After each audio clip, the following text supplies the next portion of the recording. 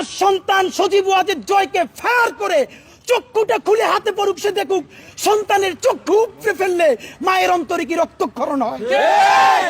এই যে মিছিল কারওয়ান বাজারে বলে জয়, যাত্রাবাড়ি গিয়ে বলে বাংলা। সজীব ওয়াজেদ জয়, এটার নাম বলা ঠিক নেই, এটার নাম হলো অটিস্টিক জয়। আর যদি টিটপটাং হয়ে যায় তাইলে আমাদের জানার ইচ্ছা তার কি কবর হয়েছে নাকি চিতায় তুলছে।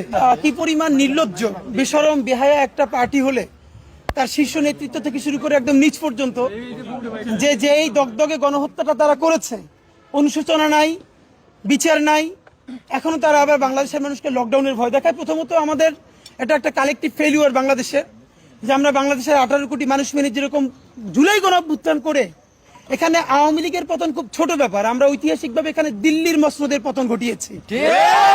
সেই দিল্লির মসনদের পতন ঘটানোর পরে এখানে ঢাকার সরকার প্রতিষ্ঠা করতে পারি নাই। এই যে ঢাকার সরকার প্রতিষ্ঠা করতে না পারার যে বেদনা, তার ফলে এখন এই 1.5 বছর পরে জনগণকে রাত জেগে খুনি লীগের লকডাউনের পাহারা দিতে হয়। যদিও এইটা আসলে আপনারা জানেন যে এই যে খুনি লীগ, এই যে মিছিল কারওয়ান বাজারে বলে জয়, যাত্রাবাড়ি গিয়ে বলে বাংলা, মানে আপনি ভাবেন এটা আমাদের সবার শিক্ষণীয় আছে। আজকে আমরাও আল্লাহর কাছে তওবা করি যে আমাদের মধ্যে কোনো অধ্যত্ব চলে না আসে। দেখেন, আমরা নিজের আস্তে আস্তে গল্প করতেছিলাম যে ছাত্রলীগের আমাদের পার্থক্য কোথায়।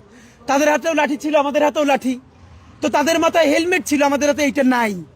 পার্থক্যটা হলো তারা ছিল জালেম, তারা এই শক্তি ব্যবহার করে বাংলাদেশের মানুষকে গুম করেছে, খুন করেছে, হত্যা করেছে, ধর্ষণ করেছে, দেশের প্রতিটা ইঞ্চিকে কেজি ধরে ভারতের কাছে বিক্রি করে দিয়েছে।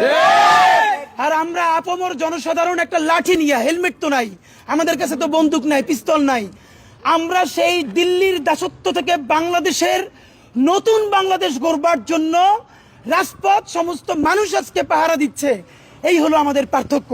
সুতরাং বন্ধুরা, আপনাদের মাধ্যমে বলতে চাই, ইতিমধ্যে আমি দেখলাম যে আওয়ামী লীগের অনেক পেজ থেকে, আপনারা দেখেছেন গতকালকে শেখ হাসিনার পেজ থেকে ইনকিলাব মঞ্চের কথা বলা হচ্ছে। সজীব ওয়াজেদ জয়, এটার নাম বলা ঠিক নেই, এটার নাম হলো অটিস্টিক জয়। এইটার আবার নাম দিচ্ছে ডাক্তার হবে। আমার ধারণা ওর মায় বাইচে নাই, কারণ সে কথায় কথায় যেরকম আপনারা দেখছেন আওয়ামী লীগ যখন ক্ষমতায় ছিল 15 বছর ধরে যেই রিয়াকশনটা দেওয়ার কথা ইউনিয়ন পরিষদের একজন মেম্বার নিরও যে রিয়াকশন দিয়ে খাটে না, সেটাও হাসিনা দিত। এখন দেশে এত ঘটনা ঘটে যাইতেছে কিন্তু সে ভিডিও কলেও আসে না, প্রকাশ্য আসে না। আমার ধারণা সে আছে কিনা এইটা প্রমাণ করার জন্য তার একবার ভিডিও কলে আসা উচিত।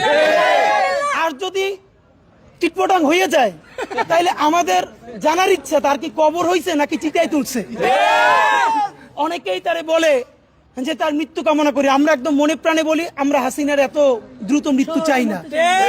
অন্তত প্রথমত আল্লাহর কাছে প্রার্থনা করি সে 100 বছর বাঁচুক, এবং সে গত 15 বছরে বাংলাদেশের যত সন্তানকে এতিম করেছে, যত বাবা মার বুক খালি করেছে, গণহত্যা করেছে, গুম করেছে, খুন করেছে, আয়নাঘর করেছে, দেশের প্রতিটা ইঞ্চি তার ক্ষমতার জন্য দিল্লির কাছে কেজি ধরে বিক্রি করে দিয়েছে।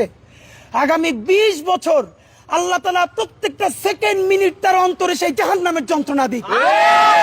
সে জাহান্নামের, আমি তো চাই তার সামনে তার সন্তান সজীব ওয়াজেদ জয়কে ফায়ার করে চক্ষুটা খুলে হাতে পড়ুক, সে দেখুক সন্তানের চক্ষু উপড়ে ফেললে মায়ের অন্তরে কি রক্তক্ষরণ হয়। তার ভাই, তার বোন, এবং আবার এখনো কিছু অংশ দেখি তারা জয় বাংলা বলে নামে। ভাই, মানুষের ন্যূনতম একটা হিউম্যান ডিগনিটি থাকা উচিত। যেই দলের প্রধান মানে কেমন মকারি দেখেন, বলে তার জাতির পিতা বঙ্গবন্ধু, আর এখন বললে তো আরো খারাপ শোনা যাবে, তাও আপা কাম্মা যেটাই বলুক শেখ হাসিনারে। একটা দলীয় নেতা কর্মীরা না বইলে সে হেলিকপ্টারে নিজের বইনেরে নিয়ে পালাইছে। এদেশের নেতৃত্ব বেগম খালেদা জিয়া দেশপ্রেমী, সন্তানদের সামনে নিয়ে 111-এর সময় বলছে যে আপনি খালি দস্তখত দেন যে আর দেশে রাজনীতি করবেন না, 2 সন্তান সহ চলে যান। কোকোকে হারাইছে। তারেক রহমান আমার খুব মনে আছে, এখানে পিজি হসপিটালে আমরা তখন ছোট, 111-এর পর যখন তার পিজি হসপিটালে আনছে, ঘাট দাঁড় করাইতে পারে না, বেগম জিয়া দৌড়ে আসছে দেখতে, মার কোলে মাথা রাখতে পারে না। এই ভদ্র মহিলার আল্লাহ কি দেশপ্রেম দিয়ে বানাইছে দেখেন।